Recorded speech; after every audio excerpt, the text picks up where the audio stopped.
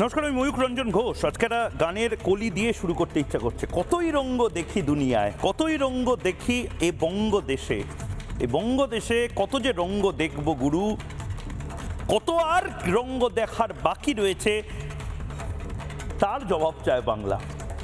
আজকে চানাচুরার চা নিয়ে আপনারা বসতে পারেন, কারণ মৌসুম বিগড়নে ওয়ালা হয়। চানাচুরার চা নিয়ে বসার কথা কেন বলছি, কারণ বাংলা টেলিভিশনের সবচেয়ে লাভলি এবং চরম চরম ঢাক বাজানো দুজন এই মুহূর্তে রিপাবলিক বাংলায়, জবাব চায় বাংলাতে এই মুহূর্তে আমার সঙ্গে উপস্থিত হচ্ছেন। কিছুক্ষণের মধ্যে তাদেরকে নিয়ে বাংলা টেলিভিশনের সবচেয়ে বড় এই জবাব চায় বাংলা আমি করতে চলেছি। এই দুজন ব্যক্তিগতভাবে দুজনকে চেনেন, কিন্তু সহযোদ্ধা চৌঠা মেয়ের পর ছিলেন না।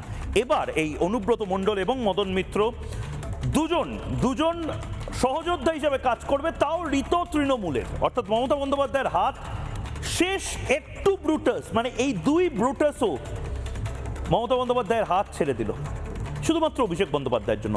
মদনদা এবং অনুব্রতদা, কেষ্টদা দুজনেই প্লিজ আমার সঙ্গে থাকুন। একবার দর্শকের সাথে আমি কিছুটা কথা বলে নিই, এবং দর্শকদেরও বলছি আজকে যারা এই মুহূর্তে জবাব চায় বাংলা দেখছেন না তারা দেখুন, এবং যারা দেখছেন না তাদের টেলিফোন করে বলুন আজকে ময়ূকের সাথে অনুব্রত মণ্ডল এবং মদন মিত্র আমাদের সঙ্গে রয়েছে। কিন্তু তার আগে ব্রেকিং নিউজটা দিয়ে দিতে চাই, যেটা নিয়ে আজকে জবাব চায় বাংলা আমি শুরু করব। ভয়ঙ্কর কথা, অনুব্রত মণ্ডল, কেষ্ট মণ্ডল যে জেল খেটেছে, অনুব্রত মণ্ডল, কেষ্ট মণ্ডল যে দিনের পর দিন, মাসের পর মাস চরম চরম ঢাক বাজানো থেকে শুরু করে কি না কি বলেছে, গরু পাচার, কয়লা পাচার, পাথর পাচার, বিভিন্ন কিছুতে এই কেষ্ট মণ্ডল তিহারের জল খেয়েছে, তিহারে জেলে গেছে, সে এবার মুখ খুলতে শুরু করছে। এর পরেও যদি অভিষেক বন্দ্যোপাধ্যায় গ্রেপ্তার না হয় তাহলে কিছু বলার নেই।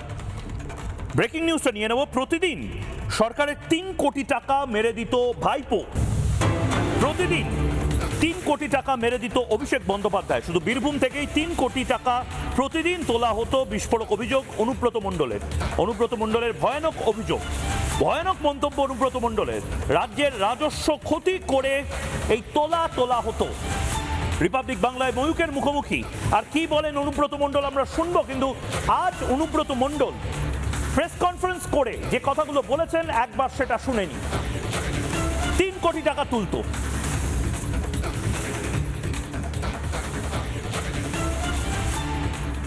বীরভূমে একটা পাথর আছে জানেন তো, পার ডে 3.5 কোটি টাকা আমি জমা দিতাম রেভিনিউ। সরকার পেত। ওই পাথরের জন্য সেটা হয়ে গেল 40 পার ডে 40 লাখ। বীরভূমে একটা পাথর আছে জানেন তো, পার ডে 3.5 কোটি টাকা আমি জমা দিতাম রেভিনিউ। সরকার পেত। ওই পাথরের জন্য সেটা হয়ে গেল 40 পার ডে 40 লাখ। মারাত্মক অভিযোগ এই মুহূর্তে। অনুব্রত মণ্ডল এই মুহূর্তে একদিকে আমার স্ক্রিনে রয়েছেন, অন্যদিকে মদন মিত্র আমার স্ক্রিনে রয়েছেন। দুজনেই যে ধরনের অভিযোগগুলো করছে অভিষেক বন্দ্যোপাধ্যায়ের বিরুদ্ধে, মারাত্মক অভিযোগ। কোথাও যাবেন না অনুব্রত মণ্ডল এবং মদন মিত্র, আপনারা কি বলেন সেদিকে গোটা বাংলার চোখ রয়েছে, গোটা বাংলা তাকিয়ে রয়েছে আপনাদের দিকে। অনুব্রত দা, আপনি যে কথাগুলো বলেছেন আমি একবার একটা সংখ্যা দেখিয়ে নিতে চাই দর্শককে। অনুব্রত মণ্ডল যে কথাগুলো বলছে সেই কথাগুলো হাওয়ায় বলছে না, এর কোনো ভিত্তি আছে।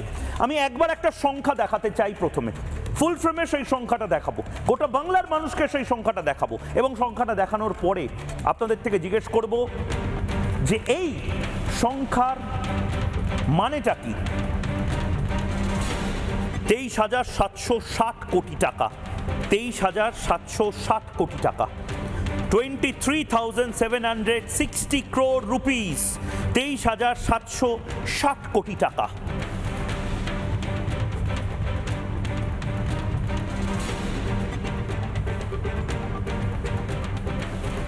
$23,760 কোটি টাকা, এটা কি সংখ্যা, কেন সংখ্যা? মোটামুটি ধারণা করা যায় তৃণমূল কংগ্রেস 1 বছরে এই 23,000 কোটি টাকা তুলেছে। কি করে, হিসেবটা কি? অনুব্রত মণ্ডল বলছে যে প্রতিদিন প্রায় 3 কোটি টাকা করে পাথরে, শুধুমাত্র বীরভূমের পাথর থেকে যে রাজস্বটা উঠত, সেই টাকাটা 3.5 কোটি টাকার জায়গায় 3 কোটি টাকা জাস্ট হাওয়া হয়ে যেত। কে দিত? অভিষেক বন্দ্যোপাধ্যায়ের বিরুদ্ধে অভিযোগ। দিনে বা প্রতিদিন 3 কোটি টাকা মানে 30 দিনে প্রায় 90 কোটি টাকা। আর এক বছরে কত কোটি টাকা? প্রায় 1080 কোটি টাকা। এক বছরে বীরভূমের পাথর থেকেই এই দুজন যে কথাটা বলছেন 1080 কোটি টাকা যদি হয়, তাহলে 22টা জেলা ধরলে, আবার আমি ক্যাসিনো গ্রাফিক্সটা চালানোর জন্য বলবো, 22টা জেলা ধরলে তৃণমূল কংগ্রেস এক বছরে শুধুমাত্র তোলা তুলেছে 23,000 কোটি টাকা। 15 বছরে 1 লাখ কোটি টাকার বেশি সম্ভবত অভিষেক বন্দ্যোপাধ্যায়ের কাছে তোলা দিতে হয়েছে বলে অভিযোগ রয়েছে। আবারও বলছি, এটা অভিযোগ। অভিষেক বন্দ্যোপাধ্যায় প্রমাণ করুন এর মধ্যে কোনো সত্যতা নেই। কারণ অভিষেক বন্দ্যোপাধ্যায় তো লাগাতার বলে গেছে যে ফাঁসিতে ঝুলে যাব, 1 টাকার দুর্নীতি করলেও ফাঁসিতে ঝুলে যাব। আরে 1 টাকা, এখানে 3 কোটি টাকা প্রতিদিনের দুর্নীতির অভিযোগ আপনারই দলের অনুব্রত মণ্ডল করছে।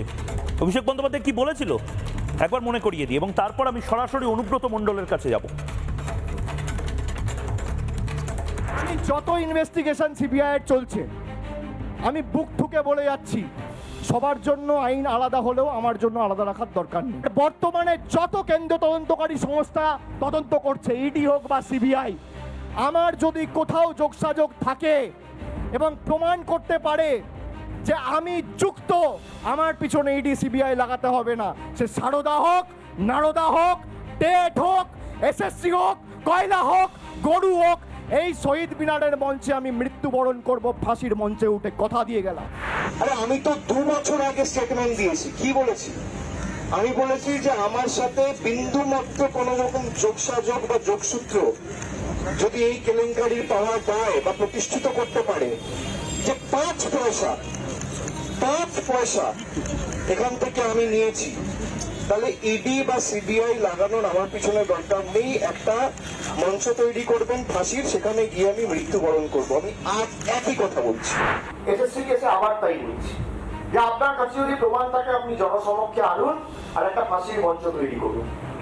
আমাকে গ্রেপ্তার করতে হবে না, ইডি সিবিআই লাগাতে হবে না, জনসমক্ষে আনুন প্রমাণ, আর একদিকে ফাঁসির মঞ্চ সিজিও কমপ্লেক্সেই করুন, আমি জানি। অনুব্রত মণ্ডল, মদন মিত্র ছাড়াও আমাদের সাথে স্টুডিওতে থাকবেন সজল ঘোষ, এবং কিছুক্ষণের মধ্যে ধ্রুব সাহা আমাদের সাথে উপস্থিত হবেন। অনুব্রত মণ্ডলের কাছে আমি শুরুতে যাব, তারপরে মদন মিত্রের কাছে যাব, সজল ঘোষের কাছে। অনুব্রত মণ্ডল, মদন মিত্র কি বলেন সেটা নিয়ে সজল ঘোষের কাছে যাব। কিন্তু এটা তো নতুন নয়, এটা নতুন নয়। 4 মের পর মুখ্যমন্ত্রী শুভেন্দু অধিকারী এই একই কথা বলেছিলেন যে মিনিমাম 1000 কোটি টাকা করে ভাইপো প্রতি মাসে রাজস্ব ফাঁকি দিতে সাহায্য করে বা উৎসাহিত করে এসেছে। রাজ্য সরকারের এই যে টাকা নেই, চাইলেই টাকা নেই, চাইলেই ভাড়া শূন্য, এটা হচ্ছে কেন? কেন শুধুমাত্র মদ এবং লটারি থেকে টাকা তুলতে হচ্ছে? তার এক এবং একমাত্র কারণ, যেখান থেকে আমাদের ভূমি অর্থাৎ ভূমির নিচে যে পরিমাণ সম্পদ রয়েছে সেই সম্পদ লুট হয়ে যায়, তার কোনো টাকা, কোনো রাজস্ব, কোনো ট্যাক্সেশন, কোনো জিএসটি একটা কিছু না দিয়ে এই লুটটা হতে দিয়েছে অভিষেক বন্দ্যোপাধ্যায়, মমতা বন্দ্যোপাধ্যায়। শুভেন্দু অধিকারী বলেছিল, এটা কি বলেছিল একবার শুনবো। সরকারি রাজস্ব আসছে না লিকেজ হয়ে যাচ্ছে। একটা শুধু বীরভূমের পাথরে 30 লাখ টাকা ডেইলি রেভিনিউ থেকে 2 কোটি 30 লাখ হয়ে গেছে, এটা 5 কোটি যাবে। ওখানে রেভিনিউ লিকেজ ছিল ডেইলি 5 কোটি, মাসে 150 কোটি, বছরে 1800 কোটি। কি টাইপের রেভিনিউ লিকেজ হয়েছে এটা একটা এক্সাম্পল। এটা সব জায়গায় আছে, পশ্চিম বর্ধমান, পূর্ব বর্ধমানে, বালিতে তো ভয়ঙ্কর। আমি সরাসরি মদন মিত্র এবং অনুব্রত মণ্ডলের কাছে যাব। অনুব্রত মণ্ডল, কেষ্ট মণ্ডলের কাছে আমি শুরুতে যাব। মদন দা, আপনি একটু ধৈর্য ধরে একটু বসুন, আপনার কাছে আমি এর পরে যাচ্ছি। আমি খুব সংক্ষেপে আপনাদের দুজনের কাছে যাব, দুজনকেই ছেড়ে দেবো। আমি শুরুতেই অনুব্রত মণ্ডলকে আমার প্রশ্ন। অনুব্রত দা, প্রথম তো কেমন আছেন? তিহার, ফিরে আসা, দিল্লি, সব কিছু মিলিয়ে কেমন আছেন?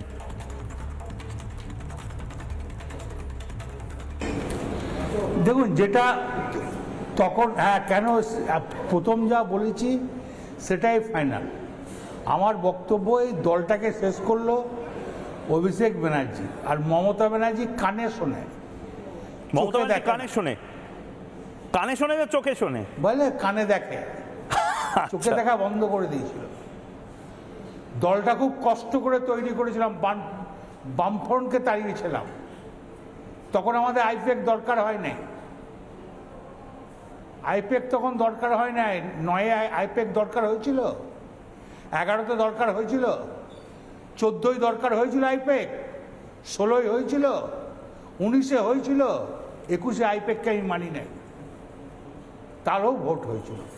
এই দলটাকে ঠিক নিজের বাড়ি হিসেবে, সন্তান হিসেবে দলটাকে মানুষ করেছিল। রাত মানি নাই, দিন মানি নাই, কোনো ভয় পায় নাই। সিপিএম 100 বার গুলি করেছে, মৃত্যুর ভয় পায় নাই, দলটাকে নিয়ে এসেছি। আর যারা মমতা ব্যানার্জি নিয়ে, নিশ্চয়ই যুবা মানে কি, প্রথমেই তো যুবা করলো। যুবা তো একটা হিন্দি শব্দ, প্রেসিডেন্ট যুবা তো একটা হিন্দি শব্দ। যুবা হিন্দি কথাতে যুবকে যুবা বলতো, তারপর এটা তো অস্বীকার করতে পারেন না। আমরা দলটা আমরা মেহনতি করে করেছিলাম। জেলায় গেলে বড় বড় মিটিং হলে 10 পয়সা খরচা ছিল না, তাও কিছু মনে করতাম না। দলটাকে শেষ করার মূলে অভিষেক ব্যানার্জি। আমি কিন্তু ওর অফিসে কোনোদিন যেতাম না। আমি 21-এ একবার গিয়েছিলাম, আর এবার একবার গিয়েছিলাম। আমি কিন্তু শতাব্দী রায়কে বলেছিলাম যে 100 সিট পেরোবে না। আপনি বলছেন আপনি শতাব্দী রায়কে বলেছিলেন 100 সিট পেরোবে না? শতাব্দী রায়, তৃণমূলের শতাব্দী রায়কে বলেছিলেন?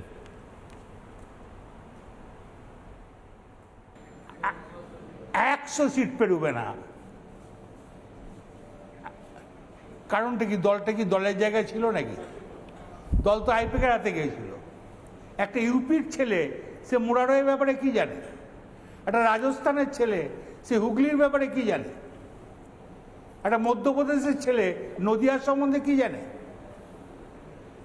বুথ প্রেসিডেন্ট চলে গেল, ব্লক প্রেসিডেন্ট চলে গেল, অঞ্চল প্রেসিডেন্ট চলে গেল, দল চলবে নাকি? ইয়ার কি বটে নাকি? ভাতের গাছ, অভিষেক ব্যানার্জি যা বলবে তাই হয়ে যাবে, আর সেটা মেনে নিতে হবে। আমি কোনদিন অভিষেক ব্যানার্জি অফিস যাইনি। কেমন স্ট্রিটে? কেমন আমার স্ট্রিটে? পায়ের তলায় মাটি ছিল, আমার পায়ের তলায় মাটি ছিল। আমাকে বীরভূমের মানুষ, বর্ধমানের মানুষ ভালোবাসত। কি হিন্দু কি মুসলমান, সবাই আমাকে অন্ধের মতন ভালোবাসত। এবং শিডিউল ক্লাস, শিডিউল টাইপ, তারা আমাকে ভালোবাসত। নাহলে পুলিশ লাইনের মাঠ 6 লাখ লোক ধরে। ইন্দিরা গান্ধী ভর্তি করতে পেরেছি, তার মমতা ব্যানার্জিকে দেবী 5 বার ভর্তি করেছি। 5 লাখ 6 লাখ লোকটা আমার কাছে কোনো ফ্যাক্টর ছিল না। না, সেটা বুঝলাম অনুব্রতদা, কিন্তু অনুব্রত মণ্ডল, আপনি বারবার বলছেন অভিষেক বন্দ্যোপাধ্যায়ের জন্য আপনি জেলে গেছিলেন। মানে অভিষেক আপনাকে কি করে জেলে পাঠালো? ও তো ইডি সিবিআই নয়।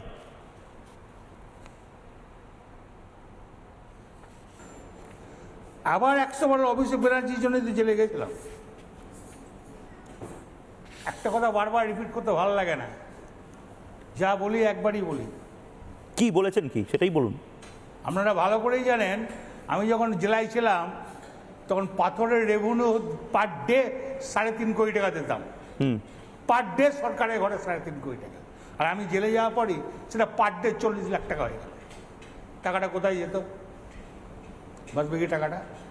সেটা আপনারা ভালো করে জানেন। আপনারা সাংবাদিক এবি আনন্দ, এত 3.5 কোটি টাকা পার ডে, পার ডে। আর আমি জেলে যাওয়ার পর পার ডে 40 লাখ হয়ে গেল। খবর নিন না।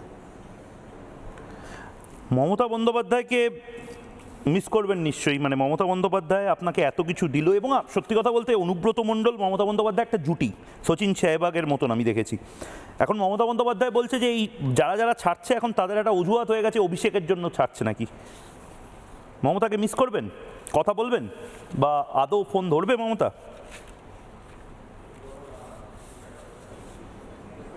না না না না, একবারে দিদির ভুল ধারণা। দিদিকে আমি আবার হেরে যাওয়ার পর 4 বার ফোন করে বলেছি, 4 বার ফোন করেছে। আমি ওনার সঙ্গে আমার খুব আন্তরিক সম্পর্ক, ঘরোয়া সম্পর্ক। ওকে আমি এখনো ভালোবাসি। ওকে আমি ইদানিংও বলেছি যে সবাইকে ডাকো, তোমার কথায় সবাই আসবে। আর উনি যে কেউ ছাড়তে না পারে তার মদন- দায়িত্ব আমি নয়। আমি তো এমএলএ হয় না, আমি তো এমপি হয় না, আমি তো কাউন্সিলর হয় না, আমি তো মন্ত্রী নয়। তাহলে মানুষ কেন আমার সঙ্গে আছে? মানুষকে ভালোবাসতে হয়।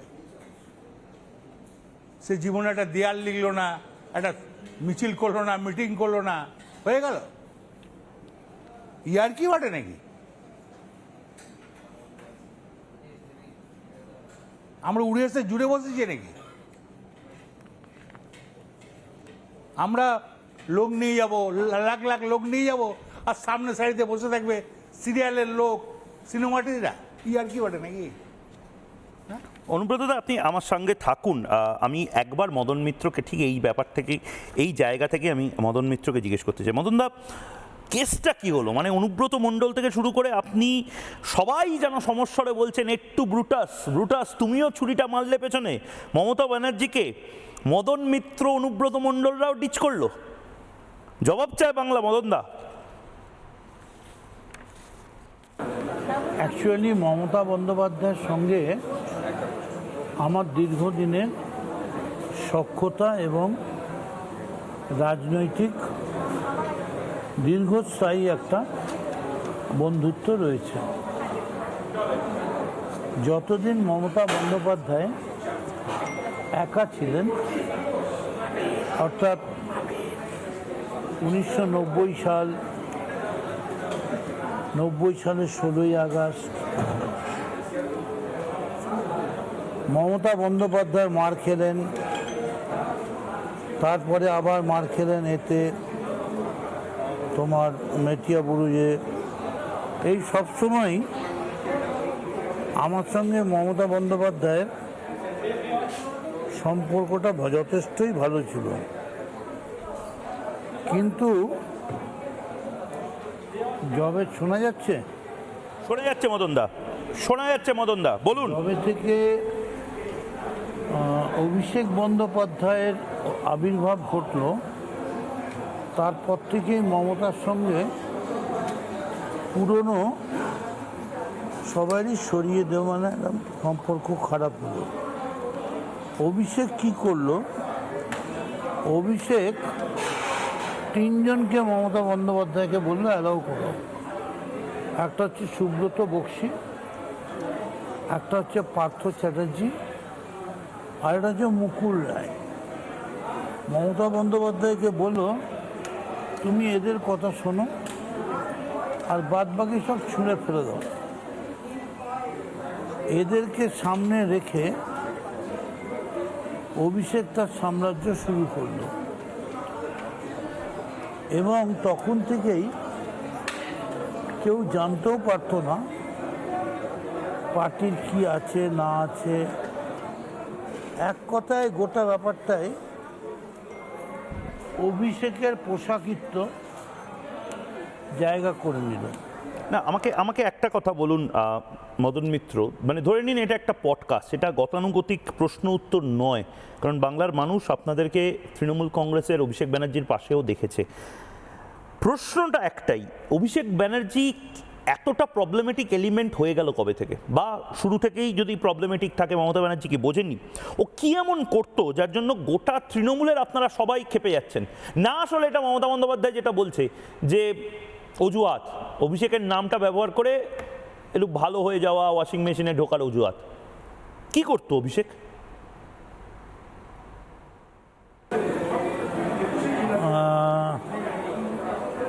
সেটা ঠিক এরকমভাবে বলা যায় না, তবে যদি অভিষেক প্রথম থেকেই একটা পজিটিভ মানসিক চিকিৎসা নিত, তাহলে বোধহয় এটা নাও হতো। এত অল্প বয়সে এত ক্ষমতা, এত ঔদ্ধত্য একটা অল্প বয়সী ছেলের মাথা খারাপ করে দেওয়ার পক্ষে যথেষ্ট।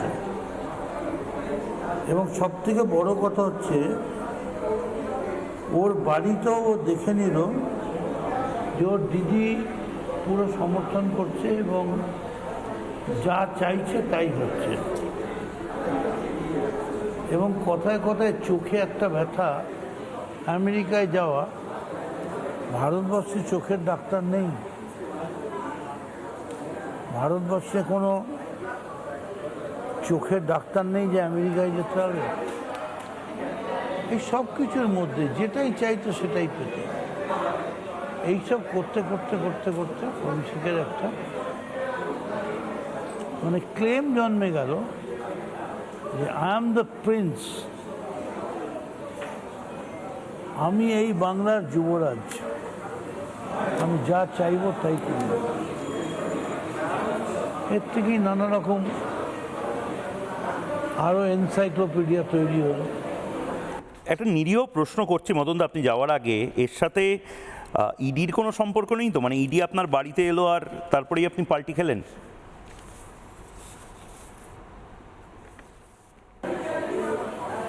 আপনি তো অভিষেকের ব্যাপারে জিজ্ঞেস করছিলেন, হঠাৎ আমায় চলে এলেন কেন?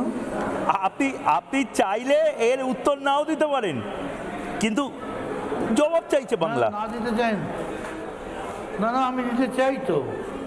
আমি তো এর আগেও যখন ইডি গেছে আমি গেছি, এবং আমার পরিবার পুরো সহযোগিতা করবে, কিন্তু তার জন্যে আমি দল পাল্টাবো কেন?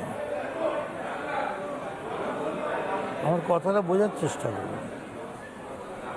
ইডি তো আমায় মেরে ফেলবে না, ইডি তো আমায় সামন করে ডেকেছে, উইটনেস করে ডেকেছে।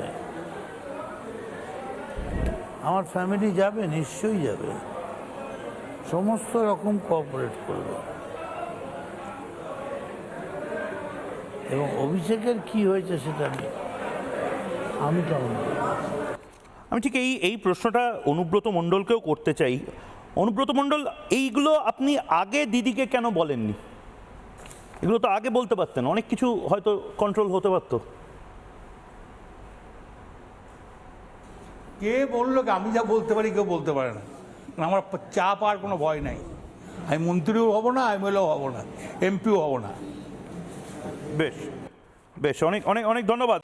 নানা ধরনের কন্টেন্ট দেখার জন্য লাইক করুন, শেয়ার করুন আমাদের ফেসবুক পেজ, সাবস্ক্রাইব করুন আমাদের ইউটিউব চ্যানেল। পাশাপাশি অন্যান্য ব্রেকিং নিউজের জন্য অবশ্যই চোখ রাখুন রিপাবলিক বাংলায়।